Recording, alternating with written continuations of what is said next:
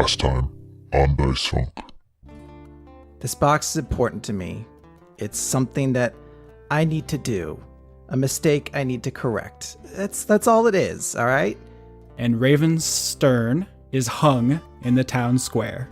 I guess also there was Temperance, which that one I was kind of unsure on. I don't think I've ever pulled Temperance on anyone in here. I just don't see why you would follow Claire. So this is going in a mutiny direction. Oh, yes. I would like it if you went off and did cool hero stuff and then came back and saved me. But I'm also an adult who can save myself if I need to. Yeah. So. Yeah, that's fair. Is that how that works? You find the leader of the lilies, you just kill the current leader and everyone just does what you say? If you get me the orb, I can make a new barrier. Of course, Warden is not going to like you taking his orb. Did we know what happened to the mask Garrick the Great used? I needed to help somebody in Ilium. Claudia says, what do you want for it? What's the catch? You guys deserve a happy life regardless of whether we stand on different sides of this or not. Neither of us leaves unless we both sort our stuff. Correct. Alright, let's do this. And I grab Roland's hand and start heading for the mirror. Why are you being so weird? I don't know who to trust. Who are you? It's me. She throws back her hood, and it's Grace Rosemary.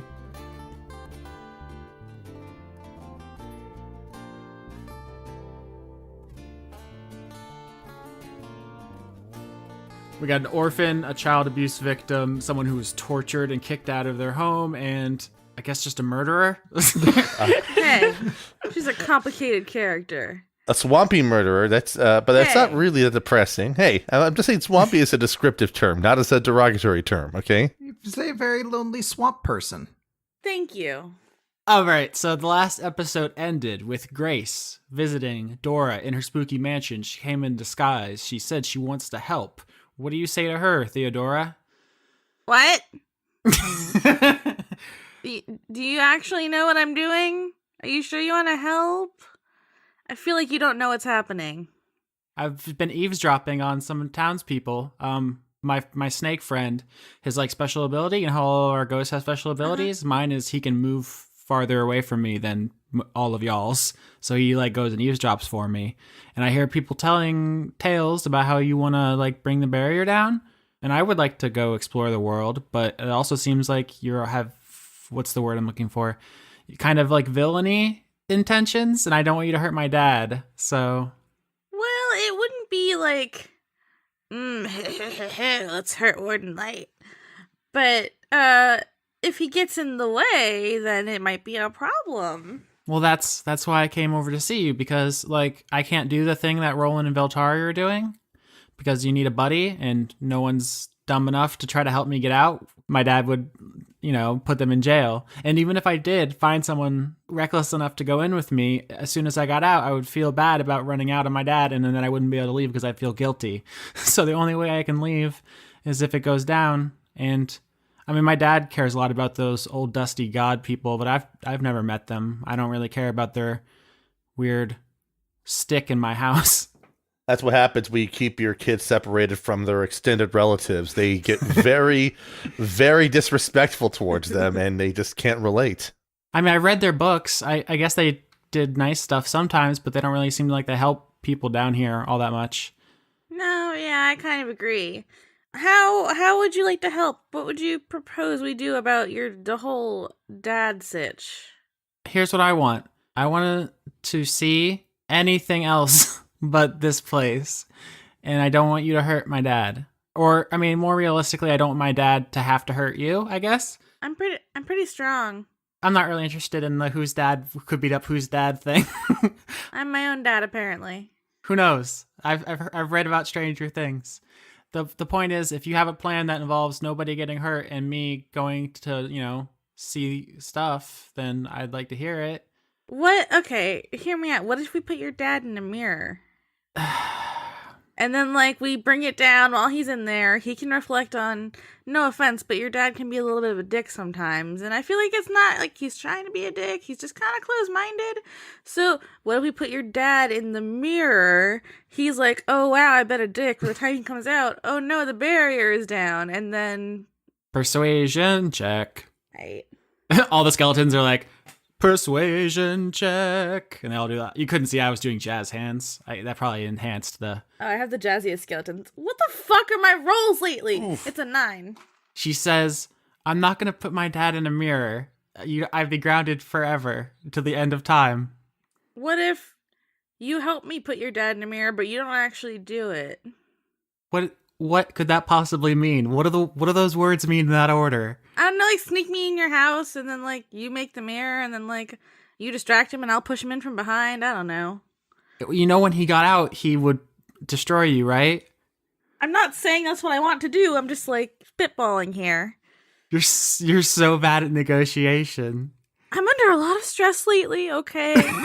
You have a lot going on. I have crab cakes in the oven, you know. Just don't understand all of the stuff I'm dealing with here. I have to run a business. I have to bring down a barrier. I've got a lot on my plate, young lady. So your best idea was get me to betray my dad? Wait, isn't that what you came here to do? No, I came here to ask if you had a pacifist solution to this that just involved breaking of stick. Well, if I break the no, the plan is to break the stick, but how do I break the stick without him knowing? Although, he's very sleepy. Maybe I just like break it while he's sleeping. I've seen him in that burrito. He's had a rough week, but apparently the trolls and the giants and stuff are taking like watch. Yeah, are they outside or are they inside near the stick? Because I can get around that. I mean, they're patrolling, and also the chains have been re-enchanted because they weren't enchanted for people who could melt metal. He had just never considered that was a possibility. But after Zoe did it, we went a little heavier on the chain enchantments this time, so they're not going to be tricked. So I couldn't just like float under the door as a cloud of gas then. You could try.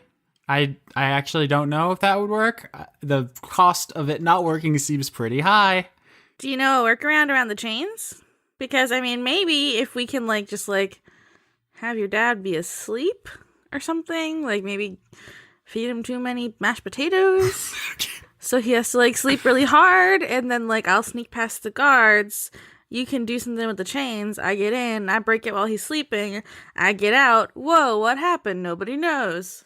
Okay, putting aside that you think potatoes have some sort of... Have you never eaten a lot of potatoes and then just had to sleep for like 10 hours? No, I don't think they're anesthetics. I guess I can remove the enchantment on the chains if that would allow a sneaking mission with plausible deniability.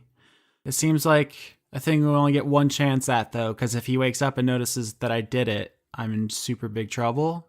Yeah, well then we push him in a mirror. You'd have to give him a lot of turkey with a lot of Xanax like stuffed in it in order to make him that drowsy. Yeah, can we just like knock your dad out? I'm not going to poison my dad. Roll persuasion. I wasn't actually going to poison him. That wasn't me talking. I know. I rolled persuasion. I rolled a 21. All right, 21 with a better plan than the one who tried to imprison him.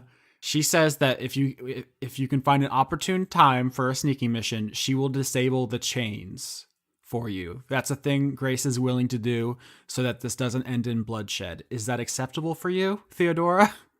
Yes. Okay, I will do some research. I'll talk to my crew, and we'll put this plan together. All right, well, like, what's the signal? Something involving skeletons. Okay, I guess you couldn't just do a firework or something.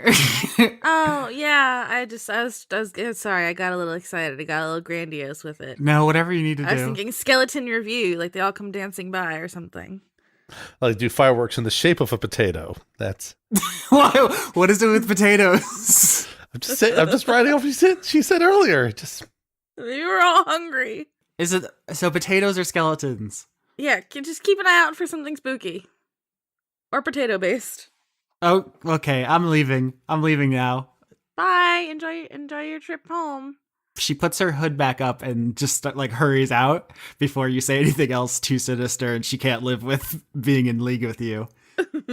All right, so here's the thing everyone's been waiting for. Rolen and Veltari went into their mirror prison, and they have to work through their guilt in order to be eligible to walk out of Ilium, I guess is the best way to put it. And so the way that this appears to the characters themselves is as soon as they touched the mirror, they vanished from where they were, and they experienced total blankness. not a darkness, not blackness, but just a cessation of any kind of feeling. All their senses were gone, and then one-on-one they come online. They felt that both of them have felt this twice now because they went in after Azrael and Martis, but it's not something that you easily get used to after just two kind of experiences, you being kind of reconstructed inside of a magical danger room. But now I'm going to turn over kind of descriptive DM duties a little bit because I want Veltari and Rolen to tell me what they see, both of them in this blank space as it fills in around them, as their subconscious dumps out in front of them their earliest memory of a time they felt guilt. So when you're ready, Veltari or Rolen, just paint us a picture of that early memory. In the distant void of nothing, the most notable thing that shows up in the middle of this scene is a chapel that starts to rise up from the ground and becomes more definedly formed as a chapel. And the only people that can be seen before Rolen and Veltari are a couple shrouded in cloaks to make it impossible to tell who they are. But they set what is essentially a basket in front of the doors to the church, knock on the door, and immediately retreat before the door opens. For Veltari, she might recognize what this building looks like, given some of the things she's done in the past, given the fact that the chapel in question is the Ninsen Chapel in Malia, the city where Rolen was born and abandoned immediately and left at the chapel to be taken in by the headmasters of the chapel and what basically started his whole life. In front of Veltari, she sees a small home in the middle of, like, I'm going to say, like, the fantasy equivalent of, like, a suburban area. Very, very small home. Veltari's got to be maybe 6 at this point. Like, she's pretty young, but she's, old enough that she's starting to, like, form some concrete memories. And this is the day that her mother walks out. She'd sort of had an awareness before this that, like, most people had 2 parents and that was, a situation that wasn't hers, but this is the day that her human mother decides she can't continue to look after a tiefling. And as her mother walks out, she very much says, "Look, I'm sorry, but I just can't do this," and she just walks out the door. So what did current day Veltari and Rolen do upon seeing these scenes?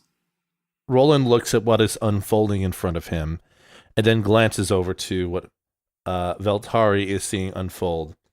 And he moves to rest a hand on her shoulder before commenting, "Neither of these memories are things that we should be feeling guilt about." Whether you should feel guilt about something and whether you do are 2 very different situations. We don't necessarily feel guilty about things that we're at fault for. We just feel guilty about things that we assume we're responsible for, even if we have nothing to do with it. Veltari, you feel a tug, and you look down, and child Veltari is looking up at you, and she says, "Where are you going?" I'm not going anywhere. Not for a little while, at least. Rolen, you see members of the Order of the Merciful Sword open up the doors of the Ninsen Chapel and take the infant Rolen inside, where he will be trained in the paladin ways and eventually beaten, scarred, and expelled. Mm-hmm. Current Veltari is going to turn to 6-year-old Veltari and just sort of lower herself down to about the same height and just ask, like, "Can you tell me what you're thinking right now?"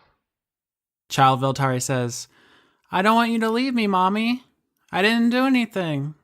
It's not my fault." At this point, Veltari's face just drops as she sort of realizes what the situation here is. This sort of, oh no. Like, oh no, I'm going to eventually have to leave this place. Oh no.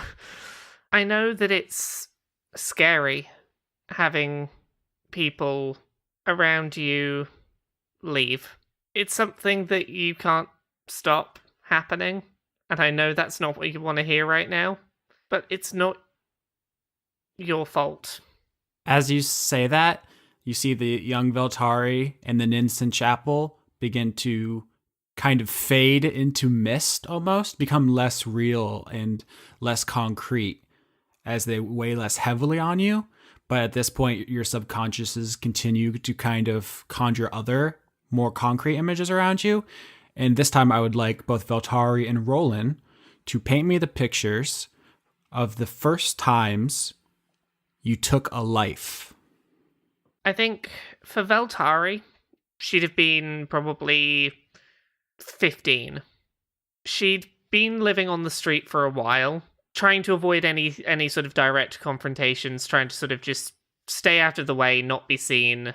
And this one particular time, she's sleeping rough on the street, and she'd been sort of busking during the day, and someone attempts to rob her in the night of the money she'd made while busking.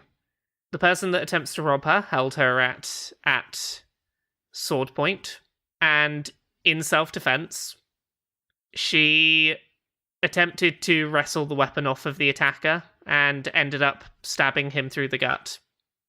In Roland's case, the scene that is depicted is one of, it's sort of a montage of one of the earlier missions he went on when he was finally part of the Order.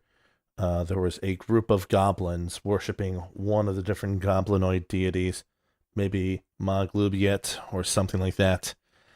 And they were kidnapping livestock, among other things, from a nearby village. So he and some of the other members of his group headed out to try to deal with them, try to regain the livestock, and a fight breaks out. The most notable thing for the memory is the moment right before Roland takes the life of one of the goblins. He strikes at it, it falls out on its back, weapon cast aside, and it's clearly either concussed or something similar to that, in a helpless state. Roland attempts to attack it, but stops short, just sort of seeing the creature in a helpless state, unable to do anything, while the other members of the team were able to attack their foes without any hesitation. He was in the distance in order to finish the job, but hesitates further until the goblin regains its bearings and tries to attack Roland, at which point he strikes it down in a single blow, leaving it to bleed out on the ground. So you guys see these scenes. Veltari, you watch your past self stab the thief in the stomach. And Roland, you see your younger self strike down this goblin, and you're watching the life ebb from its form. And your past self turns to you, Roland, and says, "Could I have done more? Could I have spoke with him? We could have offered aid. They're starving. They have families too."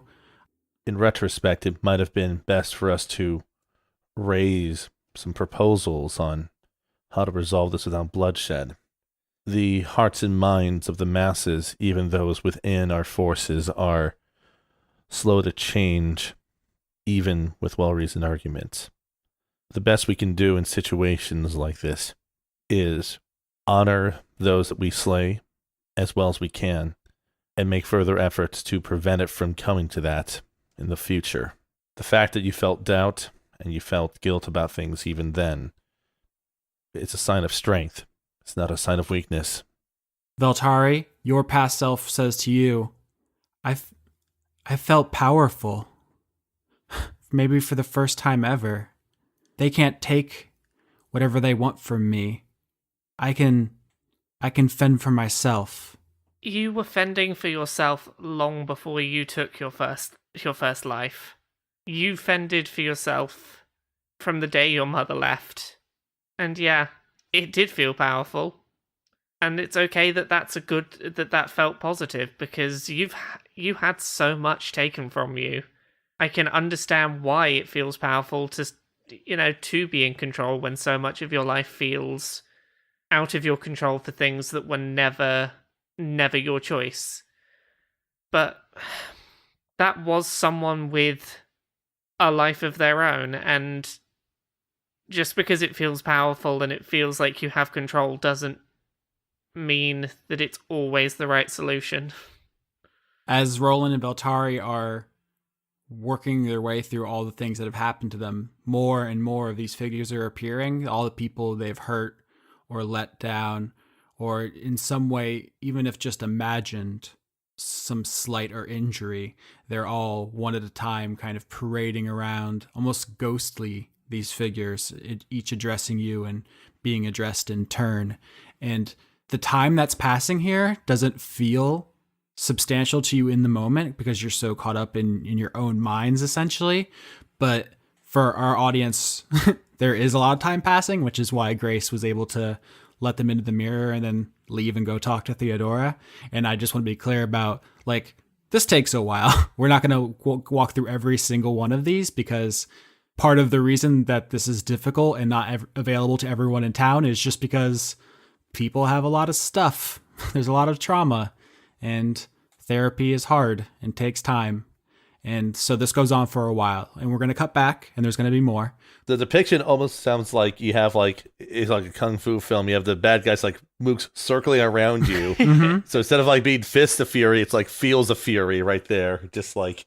And they're doing that thing where they fight you one at a time instead of all Right, rushing they you can only at fight once. you one. Yeah. They can only fight your emotions one at a time because that's just the only way. That's the ninja code to emotional trauma.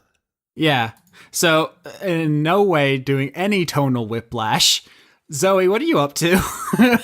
Comedy podcasting, yeah. She's working on her stand-up routine. Mm-hmm. She's trying to nail down that cadence to her new bit, but What's the deal with airline food? what's an airline? Celestials be like this. What's the deal with freezers? It feels like they're like this big new thing here, but I didn't know about it. Was my family poor? It's not a stand-up bit. This is her just working through her grief eventually. I like how nobody questions airships, but freezers are a step too far. It's where I was like, I haven't played a Final Fantasy game that had a freezer in it. This is nonsense. All right. So what are you up to, nerd? Zoe is headed to the sacrum. And I think Zoe is going to first, before going even into the sacrum, try to find Wolf. I don't know what he has. He is like, do you have like a tower or like a little fort that he set up? Nope. That has like trolls allowed? That would be good. Now he'd be under a bridge if my memory of mythology is correct. Now he's just in his field. Actually, when you're walking to the sacrum, you see kind of over a hill, you see a plume of smoke. And as you get closer to it, you see that Wolf is like sitting on the ground next to Ishmael Blood Mountain, who is smoking. And of course, he is very tall. So it looks like there's like a mighty fire from the other side of a hill, but it's just him smoking. And he is sitting kind of on the ground with Wolf, and they're talking as you approach. And you hear Ishmael say, I lost my cool. She came over and she started talking all kinds of yay, and I just threw her. She didn't get hurt, though. She can fly. Hi, Wolf. Hi, Ishmael. Who didn't get hurt? Oh, hey, Zoe. The Theodora, the fish girl, crab lady. She apparently she's gonna try to break the tower, and we're pro tower. Are you pro tower? There's a whole thing political. I don't really like labels. I don't really want. Nah, I'm definitely pro tower. That's why I'm kind of here. But how are you guys doing? Well, you're pro tower, so we're pretty good. Ain't gonna squish you, which is what would happen if you were anti-tower. I had it with those anti-tower people. I was a hero for like a week, and I didn't even get to do no hero stuff. Veltari said I couldn't squish you for the murder, so I didn't even get to do any heroing. Oh, well, I'm glad you didn't squish me. That'd have been really bad and unfortunate. That was like gonna be the whole end of my hero arc, and it just got talked right out of it. I think that might have been good because I think that could be the start of a much better hero arc that actually ends heroically. All right, listen, it's still on the table. I'm listening. Well, let's try to avoid that. Hey, Wolf, real quick, I needed to mention something to you real quick. So I don't know all of the details of everything that went down between you and Veltari, but I wanted to let you know that I asked Veltari for that mask that Garrick used to use so that I could help someone else out in Ilium who really needed to get something like that. I'm the last person to know. Apparently, my friend Garrick was a bad guy, but he wasn't even a guy. He was like a snowflake riding around in a skeleton that was wearing a mat. So apparently, it's more complicated than I thought. When it was in my head, I thought it was simple as like a kind of a story device, but my feedback has not been reassuring. As you say it, I'm starting to realize I don't think I remember all the details about that as much, so I think we're kind of in the same boat. All right, it's fine. It's fine now. You gave away the mask. I mean, it gave me a cool cape, but if it was really just a thing my friend was wearing. It wasn't him. Well, the good news from it is that that mask is going to go to help somebody else who really needs it. So if nothing else, you can know that that mask's going on to do heroic things. Hell yeah, that's like secondhand heroism. Yeah, you're like, I don't have a nice way to say that. So I'm like, yeah, you're a great hero, Wolf. I believe the concept is called sidekick, but it's fine.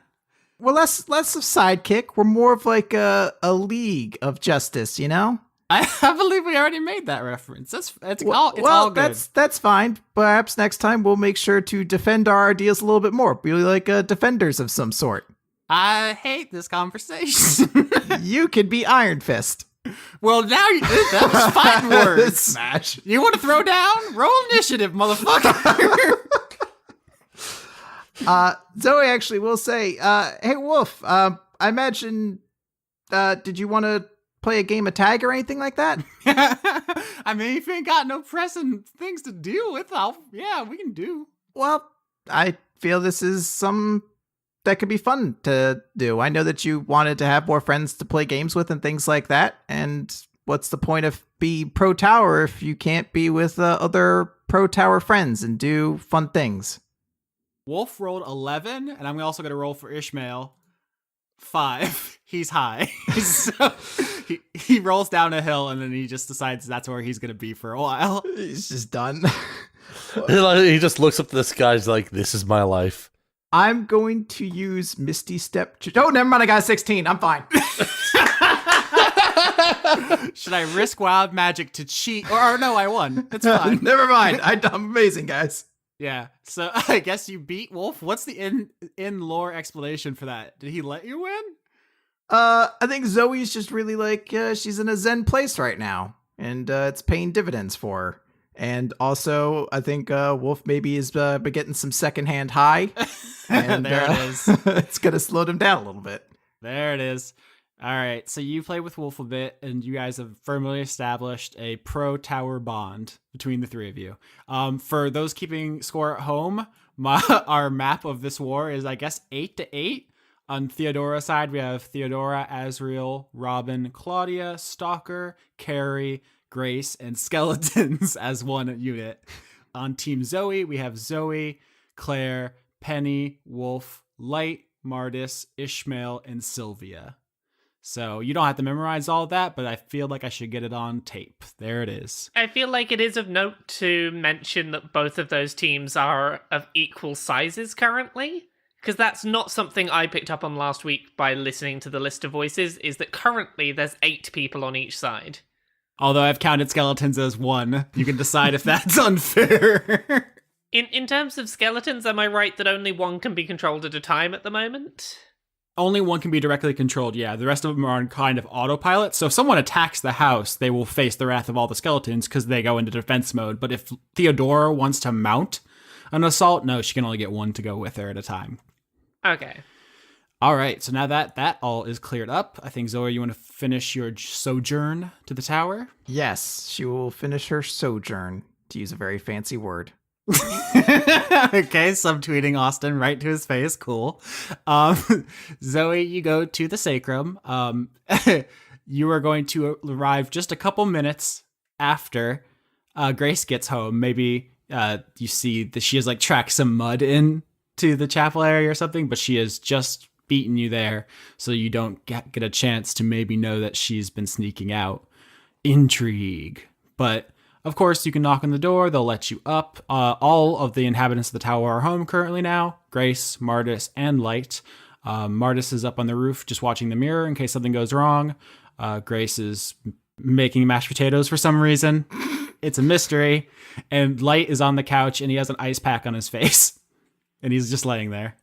Well, Zoe is going to give passing hellos to Martis and Grace if she passes by them. But she is making a beeline towards Light right now. Okay, yeah, he's there. He's not gonna open discussions with you because he's had a rough week and he needs some time. Zoe's going to walk up and say, "Hi, Warden Light. Are you okay? Did you hurt your face?" Oh, Sister Legrand. No, I'm physically all right. It's been emotionally draining. The returning memories, the stress, everyone finding out about Grace, Martis's return. If I can be of assistance to you, I would like to be, but unless it's urgent, I'm probably not going to stand up. I hope that's all right. I mean, that's fine. I feel bad now because I feel like another thing onto your day, but I think it is kind of important for us to talk about the barrier, and I'm sure you've kind of already heard the rumors going around. Yes, at this point, I wouldn't call them rumors so much as headlines.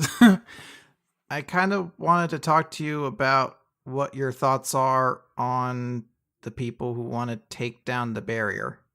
My thoughts? I mean, we have plenty of mirrors, so they're free to try. Yeah, I worry that we'll run out of wall space, but there are always more walls.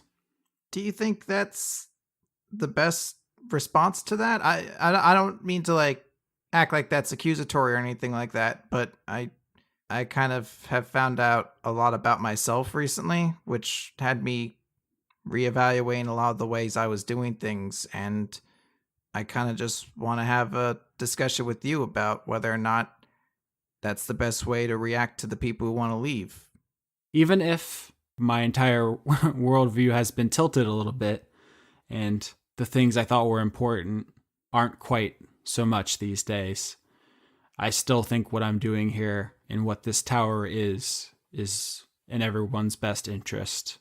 And I think that's important, but I think, and the same goes for me too, I think is also really important for us to talk about these sorts of things, and maybe we can use our insights to help one another and stuff. Oh, hey, one last thing. And she's gonna like summon her Keyblade. She's like, which god made this? Because I can't read the symbols and stuff on it. Okay. He takes the ice pack off his face, and I do want to just reiterate this entire conversation involved him having his face covered. And he looks at your holy sword, and he says, "Much like the spine itself, I believe that this is somewhat of a collaborative effort. It seems like you have some guardian angels, as it were, watching over you. That's reassuring." Yeah, I mean, it sounds a little cliche when you say it with that particular, euphemism, but still, I get it. You know, what's funny, Zoe, is guardian angels are a feature of pretty much every religion. They, of course, don't always go by that name, but almost every single tradition has a roughly equivalent concept. It's funny to think about that everyone arrived at the same idea of supernatural spirits who don't intervene directly but kind of watch over you. Yeah, I'm just saying it's weird when an angel talks about having a guardian angel. So I think the next thing, and this is something that's been kind of lurking for, 2 episodes now, almost 3 hours total of podcast, probably more, is that at some point, Zoe and Dora are going to need to have a conversation. I'm ready. Yeah, works for me. Yeah. All right, so Zoe, you're going to head on over there. And in the meantime, though, we're going to cut back to Rolen and Veltari. You guys are still dealing with some stuff. This is kind of a free-form one. Do you guys have any particular moments that you want to sketch out for us? Just kind of play in that space? Roland reaches out with his hand to rest it on yet another facsimile of himself standing in front of him. The various incarnations of Roland in his past seeming to bring up grievances about similar issues, but in different circumstances of slaying someone when there could have been another answer, bringing someone to imprison them when they may not, in fact, have been guilty of their accused crime. Now, this is all outside of Ilium even, with a few instances from within Ilium coming up. These events do not come up in chronological order. They seem to come up in order of difficulty instead. At one point, he sort of takes a moment to glance around and see sort of what does the circle of shame seem to look like, Austin? Does it seem thinner than it was before, or? I don't know if I'd say thinner so much as just less solid. Like as you guys deal with them, they sort of turn more misty, as they become like less heavy on your soul, as it were. So they don't ever go away, but they feel lighter. I think this might be a good time for something I was thinking of, is while Roland's circle of guilt is sort of getting less tangible and seemingly staying that way, at least for now. I think for Veltari, as time's gone on, she's, tried to sort of fumble her way through a lot of these guilt memories, and at first when she deals with them, they do go sort of, less solid and less tangible. But as she's working through them, some of the ones that had gone a bit sort of clear and translucent are starting to go solid again. I think she's sort of panicking a bit that she's not doing it right, and just sort of some of the ones she's already dealt with once are already sort of coming back around, and they're not staying translucent permanently, it seems. There's no need to try to force yourself to rush through this, Veltari. I thought I had this. They were going clear. They were doing the thing that yours are doing, and I don't know what I'm doing wrong. Roland's going to take a moment to almost take like an inventory of what Veltari is seeing around her, and see if there's any sort of trend or pattern to what she's seeing. Her earliest memories of guilt are somewhat unique in that they are about things like fear of abandonment, being abandoned, being left. But a lot of the ones that come after seem to share a theme of, out of not wanting to be abandoned, she tried to make herself in control of everything. I think that's the core of it, as I think a lot of them are just rooted in Veltari not wanting to feel abandoned again. Seems to probably be what caused her to do a lot of the things she feels guilty for. So there are a lot of different Veltaris through your life, getting older and older and more confident, although obviously internally with all of the abandonment issues and self-esteem issues and uncertainties and all of that. But on the outside, all of the images of you are going from, dagger and guitar to sword and covered in blood and doing all kinds of backroom deals and stuff. And finally you get to one that you see a vision of yourself, almost modern day, talking to Count Danto. And this vision of Veltari is so solid, it's almost indistinguishable from current Veltari. And you see her kind of talking to a vision of Count Danto, and she turns away from him with her sword drawn and kind of marches off into the vision of the Ninsen Chapel that is also in this space with you, because it's been the subject of some of Roland's memories.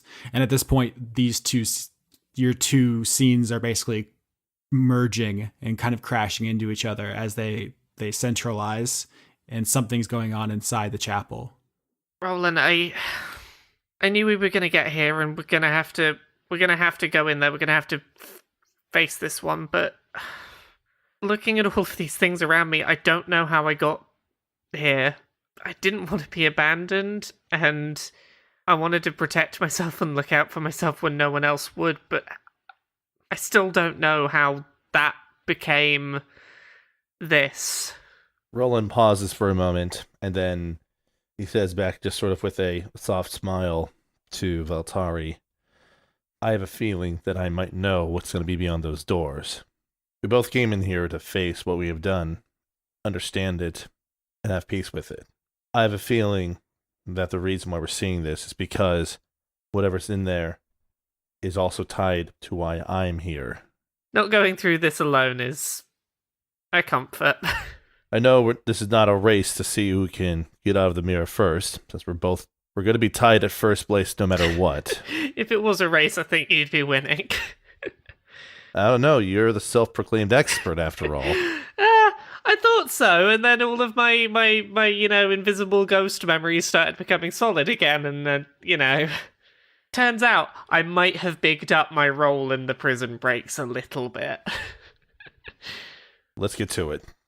And then Roland sort of like leads Veltari over to the doorway to the Ninsen Chapel and proceeds to open it to see what's inside.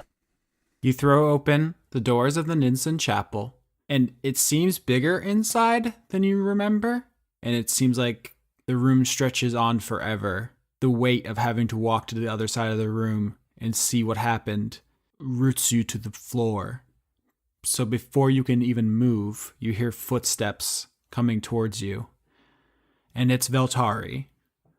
Not the current Veltari, but not too far in the past.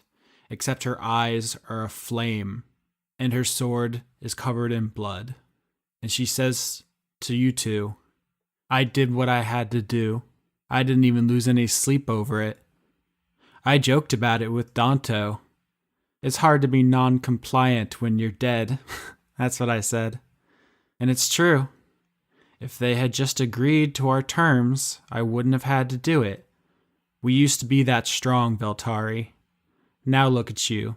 You can't go a day without crying. You wouldn't last an hour on the street now. Look at this place has done to you. Roland, nothing that she says is wrong. After what I did here, I went and I laughed about it. You remember what I was like when I turned up here? Do you know what?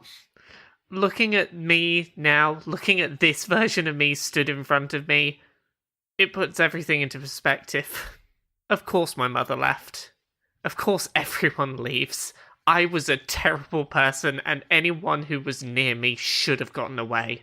There is no one who is better off for having had me around. How could I move on from feeling guilty when this recently I was this terrible? Well, why do we even feel guilty about it right now? What's different? I guess the difference is I found someone that was willing to stick around without me having to go kill people. It's a nice change of pace. The Phantom Veltari says, This is sickening. You two, you sound like chapters from a self-help booklet. Roll initiative. Oh god. 11. 11? How fitting! Yep. How fitting that both Veltari's got 11 on initiative. I know, I'm using your character sheet to fight you. And we both rolled exactly the same. Spooky. Roland goes first, though. The Phantom Veltari raises her blood-stained sword to you.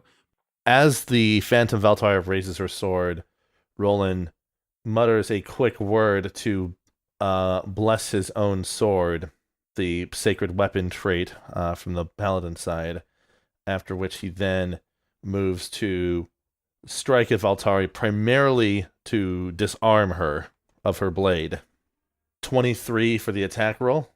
Yep, that hits. So that's 12 damage for the first attack, and if we do a second attack, that'd be 15. I'm assuming that's a miss. No, 15 hits armor class. Yeah, first damage was 12, second damage was 7. So a total of 19 on 2 attacks against her. All right, so you swing with your paladin sword and you just take a bite out of her shoulder and just blood starts spurting out of the spirit thing, out of the spirit Veltari, but she doesn't seem fazed at all. She smiles as if it's funny. Veltari, you can go. I feel like Veltari knows exactly the ability she has that would deal with her the most effectively. I'm gonna cast Fear. I have to make a wisdom saving throw. Yeah, wisdom saving throw. 23. Damn. That's probably a save. Yes, Phantom Veltari saves against Veltari's fear. So you strum a guitar at her, and she just no-sells the magic walking through it. Yeah. And she tries to stab you with her sword. 5, that's gonna miss. What's the problem, huh? Afraid to take a proper hit at me?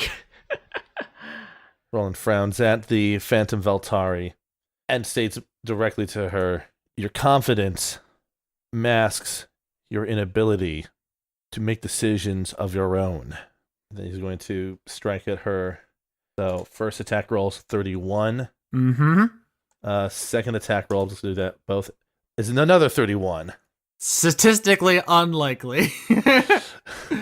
And his damage for each attack is 10 and 11, so 21.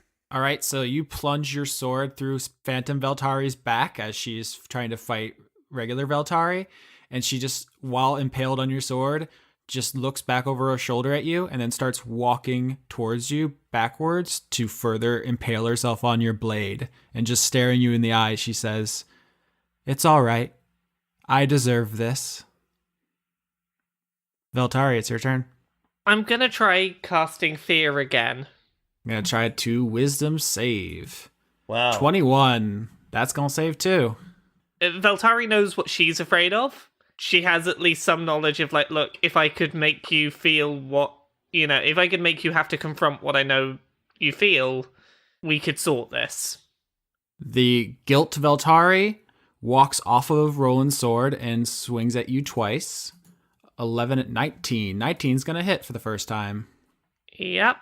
Only 3 damage. She nicks your arm while you're trying to play your guitar, and she is just bleeding from a gaping hole in her stomach and bleeding from her shoulder, and she's just smiling like this is just the funniest thing that's ever happened to her. Why are you finding this so funny? What is so funny to you?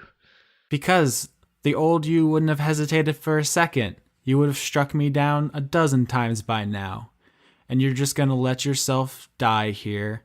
The old me would have struck you down, and you know what?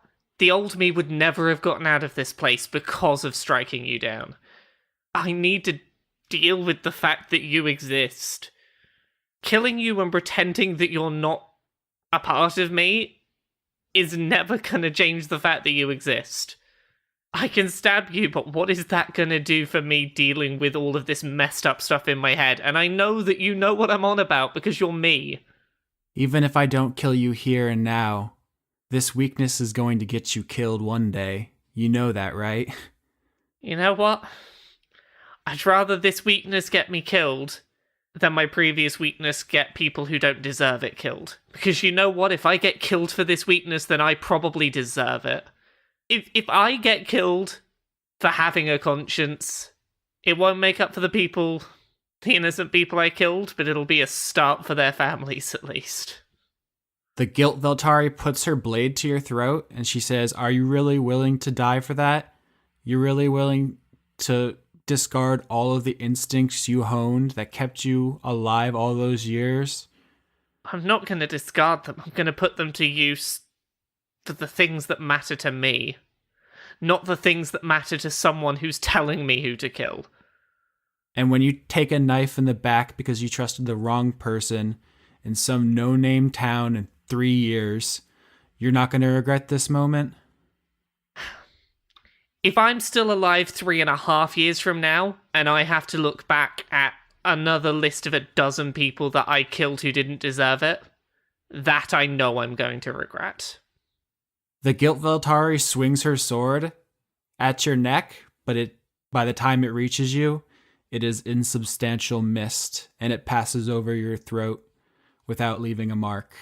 And the Phantom Veltari is still there, but not solid enough to hurt you. For now. At this point, I think Veltari just falls to the floor. She just doesn't know what to do.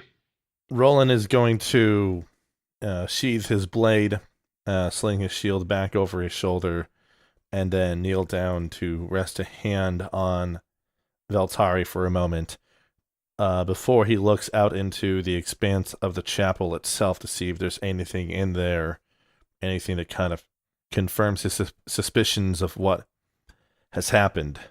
As you look down the chapel towards the pulpit area and what used to be kind of an improbably architectured room that was distorted around you, it has, while you were engaged at fighting the Guilt Veltari, it has reshaped itself back into the normal proportions that you're familiar with, and you see two bodies laying in a pool of their own blood, and they are the people who raised you and who Veltari slew on Count Danto's orders.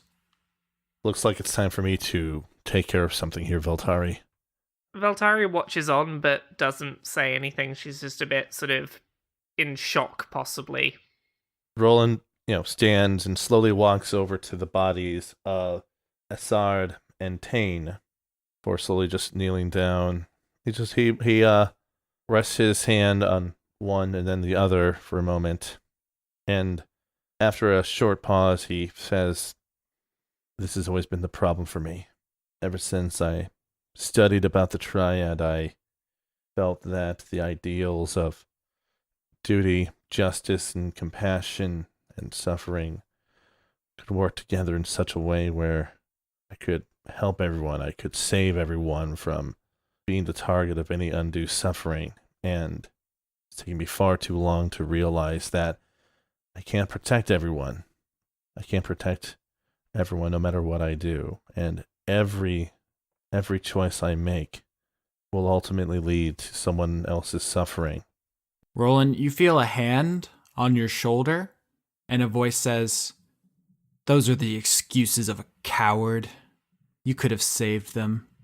Roland pushes the hand off his shoulder and moves to stand and turn to face Galen.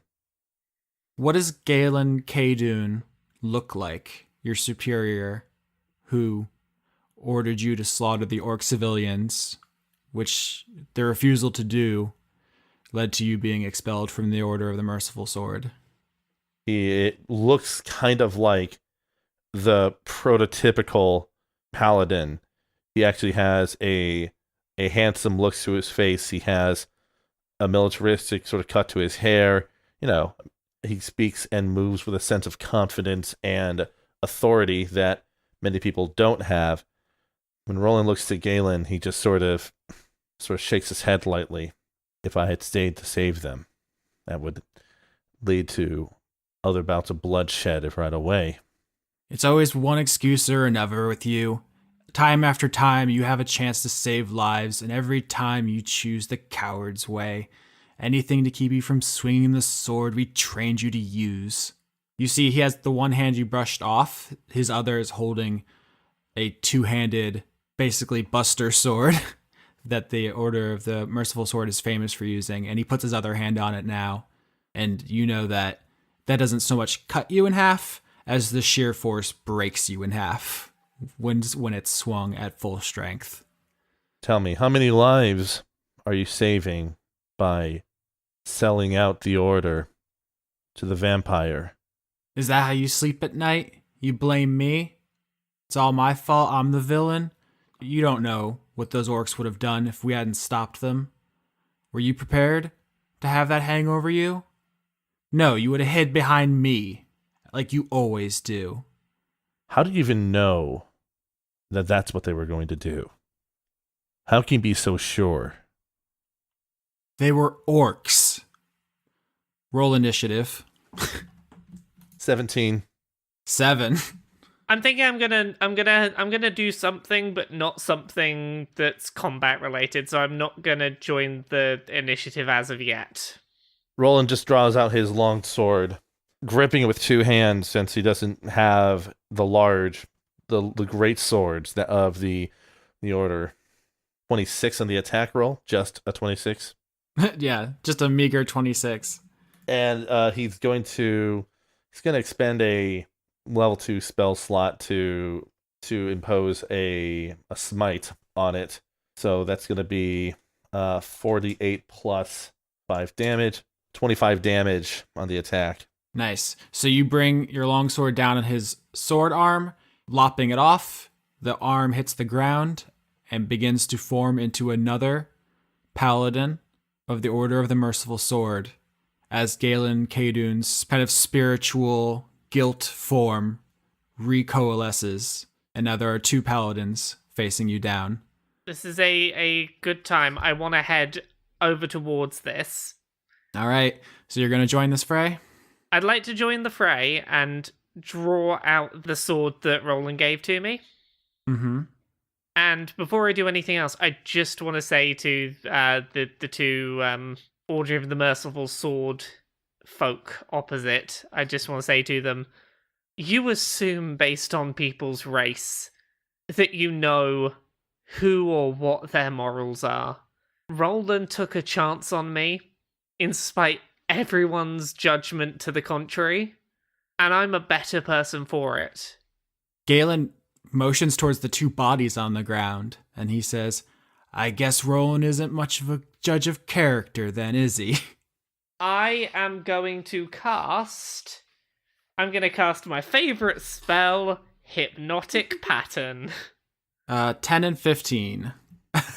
Both Galen Kadun and the unnamed paladin look up at your big hypnotic pattern. I want to continue to shout at them, just, Roland could have killed me. He could have done so and felt no guilt and justified it to himself, but he'd have been no better than me if he'd done that. He knew what I did, and he still helped me to change who I am. I think he has nothing to feel guilty about over that.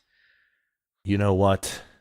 When you said to me, way back when I got into the Order, when you first saw me, and you said, I don't belong. You were right. When Warden Light questioned my conviction, he was right. Everything that I've been trying to do when it came to the Order is built on a lie I've had about myself, that I could devote myself blindly to a cause, unquestioningly taking my duty to the very end, without having any doubt for what I'm doing. That is ultimately why I threw myself in front of the tribunal. That's why I put myself through that torture and to be ejected from the Order. Not to protect my friends, but because I knew at that point I didn't deserve to be there. As you say that, Galen turns and looks at you, and you realize neither of the paladins were actually entranced by the hypnotic pattern because they don't have minds to entrance. They're you, and they both look at you, and they have your face, Roland, and they just walk towards you, and like ghosts or like smoke, just pass through you and join the other versions of you, which encircle you, each one becoming less solid as you confront it.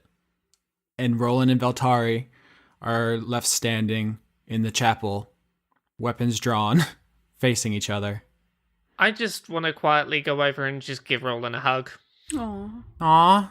Not any words, just Hugs. just hold on to him for a minute. It's been a rough one. Yeah. Yeah, it sure has. And we still got a bit of work to do. But for the next scene in our comedy show, Zoe, you make it over to Hawthorne House. The skeletons let you in. Dora, what are you up to? Hi, I exist still. I'm still here. Also, hi, Lauren. I wouldn't know that Zoe was like coming, so I can sense her heartbeat. And I peek out the window because I'm nosy, and I'm like, oh, it's Zoe. So when she like gets to the door, I open it. I'm gonna be like, I've been wondering when you're gonna come here. I'm just going to mute my mic. This is between y'all. This is really weird. I don't know how to like react to like going to the front door of this place. I can like sneak around the back and break through one of the windows or something. That might feel. I would have been there too. Please don't break my windows. I don't mean to. It's just it's familiar at this point to like break windows and stuff at the Hawthorne house. Yeah, no, I feel you. So, sup? I thought I'd come by to talk since, do you want me to go inside or? Yeah, come in. I feel like the skeletons will get agitated if we just like stand in the doorway. They'll be like, what do we do? Yeah, I wouldn't want the skeletons to feel awkward. No, they're good boys. Yeah, I can see that. I like the dapper one that you have with you. That's Theodora. He's my buddy. Theodora. Do you ever get confused with Theodore and Theodora? No, because I know my own name. Oh, touche. You And most people just call me Dora. really smashed that in my face. Touche. People don't go, hey, Dor, like when they see Theodore, because that's not a thing. So I guess he'd be Theo and I'd be Dora, and the two together are Theodora. That's pretty good. I don't know. This is not important. We have important things to talk about, Zoey. Yeah, I just thought a little levity to help lighten the mood for what could be a kind of heavy conversation. True. Dora's gonna walk over to her, like, a couch, I guess, and then, like, pat the seat next to her and be like, come, sit. Is it a spooky couch? Always. Okay. It's like velvet, and there's, like, decorative fake skulls or something. I don't know. So Zoey will sit down and basically just face Dora and just come out and say, so why do you want to destroy the barrier? I have a lot of reasons. I am a complicated woman. For one, it's what Ganadar wants, right? Also, I think it's kind of fucked up for people to be trapped in here forever. And yeah, you can go absolve your guilt, but what about the people like me who have been around for thousands of years? How long is that going to take? I feel like the guilt thing in the barrier is kind of not fair to her to just be stuck there all the time. Here's my plan, Zoey. And I think it's a good plan. And you may not agree or whatever, but my plan is that I'm going to take down the barrier. But what I'm going to do is I'm going to let everybody who wants to leave, they're going to leave. And then I'm working with some other people, and we're going to put a new barrier up so that the people who want to stay and be protected will stay and be protected. I think that's the best solution for everybody. So Zoey will pause for a moment, kind of like contemplative, and she's just going to say, I admire your desire to kind of help everybody, because that's what I'd like to, but I'm not sure if a new barrier will work. Why not? Well, I mean, how would you make a new barrier? Asriel's working on it. We also are going to need the orb from the sacrum to make it work, but it's actually we can do it. We can make a new barrier. Like, we have the skills. We could build the wall. It would be a barrier that people could come into later, though? Because what about the people who haven't come to Ilium yet, who need the place as a sanctuary? I should probably look into that, yeah. It's a work in progress, I think. There's also just the notion that if it's a spell, it could be dispelled. I mean... That's true, but I'm hoping that over a long term, knowing Ganny, if I take this down, he will reward me.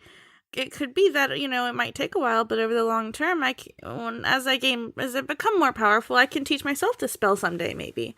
It's just, I understand the people who need to stay here, but what about the people who are stuck here? Why do they have to stay here forever?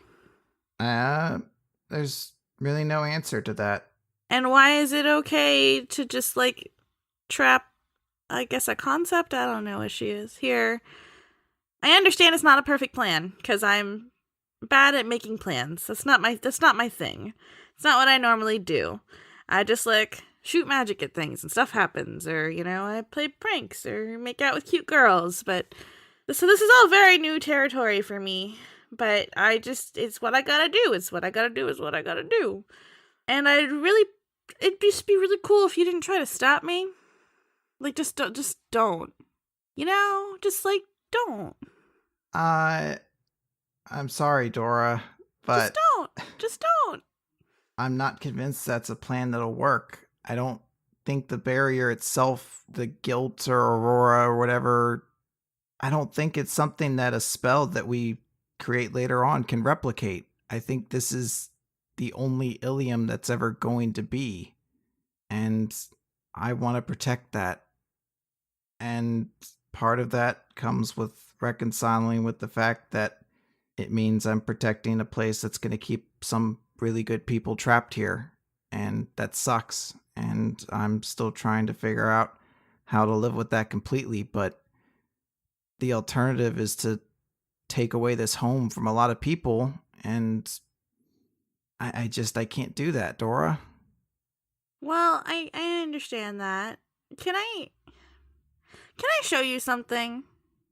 Is it going to be more skeletons and suits? No. I wanna show you what Azrael and I have been working on. Oh, sure. Okay. So yeah, we'll see if this works. Okay, I'm gonna lead her up to like the workshop. Chris is gonna hear this, but Zoey won't know. I'm gonna use message to message Azrael while I'm on my way up there and be like, because the giant box is still up there, right? The ghost box? Yeah. Yeah, it's empty. Yeah. Okay. Okay. So I'm gonna tell Azrael I'm coming up with Zoey. When she turns around, help me get her in the box. This is a good season.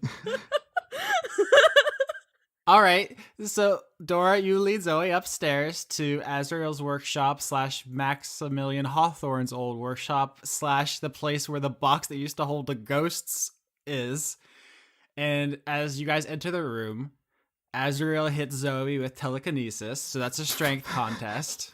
Ooh, that's my best skill. Oh, wait, no, it's that thing I'm god awful at. And I rolled a 15. Holy shit! All right, so it's going to be 15 versus what I roll here. Ooh.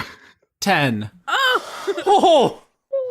So Zoey and Theodora turn the corner. Zoey, you lift up a couple inches off the ground before you twist yourselves out of Azrael's control. But you see there is a very spooky squid-headed man with doing the psychic thing where he has his hands held out in front of him as if he's trying to manipulate you. What do I roll to conk Zoey over the head with the staff? To bonk fucking... just to knock her out. to blackjack. Unfortunately, D&D does not come equipped with a single roll you can win a fight with. That's not really fair, but yeah, if you guys want a strength contest... Oh, come on, dude, I rolled an 18. It's never going to be that good. Oh, 11. That's not nearly as good. I mean, my luck has been real bad lately, so... 10! Oh, jeez. Zoey with the luck rolls here. I know. So Theodora and Zoey start tussling. And once again, Zoey, you slip out. You have a second. Azrael and Theodora are about to overpower you. They're two very strong characters. What do you do in this moment of 2 strength rolls for your sorcerer warlock? Misty step. Misty step. Oh, this is going to be bad. But, all right. So what Zoey's going to do is, summon the sword with one hand and the other hand, cast wind wall and just separate it, like basically smash the wind wall, goes right between Zoey and then the other side where Dora and Azrael are. All right. So wild magic roll. 3. So a 3. I love this one. This is the first one I thought of when I made this table. I don't know if that means anything. It's not like the best or worst. It's just the first thought I had. So you drop a wind wall to separate you from your attackers. And at that point, you hear a mighty cracking noise, as if God had crushed a bag of potato chips underneath you. And the source of that sound is quickly revealed as the floor explodes. God damn it. Oh, fuck. And a mighty redwood tree Oh, Jesus. bursts through the second floor and then through the roof and keeps going because you have grown an entire tree on the spot you were standing, which is now impaled Dora's house. I mean, now my house is technically a tree house, so that's pretty cool. She's got wood in there, so that's all good. You're giving me too many things lately. You're all I need. You smiled at me and said, "Don't get me wrong, I love you, but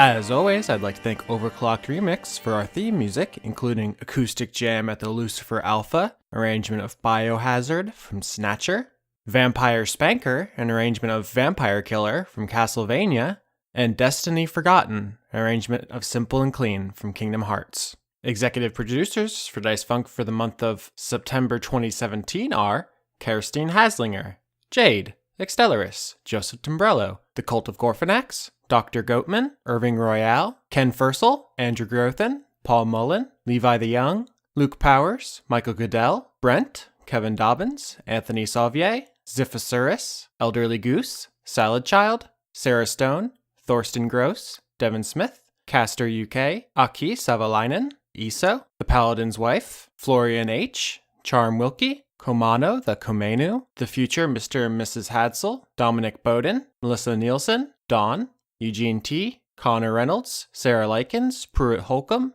Artemis BJJ, Brazilian Jiu-Jitsu in Bristol, Francois V., Shyness, Dennis Pancake Detlefson, Ripter Stormwolf, Miko from Finland, Dennis Bangston, Josh Mosier, and Dingo Van Dane, Allison Ansell, Sydney Marsing, Justa Jester, John Potts, Savarden Akrasimova, Brady Warner, Kitty Foe, James Neely, Marissa Donaldson, Melanie Joe, Lana Seawolf, Toby Gleason Stack, Ruby Offer, Matthew Weber, Sarah Hanley, Melissa Booker, Cameron Abbas, Dylan, Gary Sayon, Anna Stuhlfar, Sean, the host of Funk Dunk Plays, Giorgio Renna, Harrison Andrew, Kevin Seidlow, Christopher Charlo, Jorrit, Viger Arnston, Cody Jackson, August Rue, Athos, and Ingmar Gremmen. If you want to join this list and help support the show, you can find me at patreon.com/Austin Yorsky.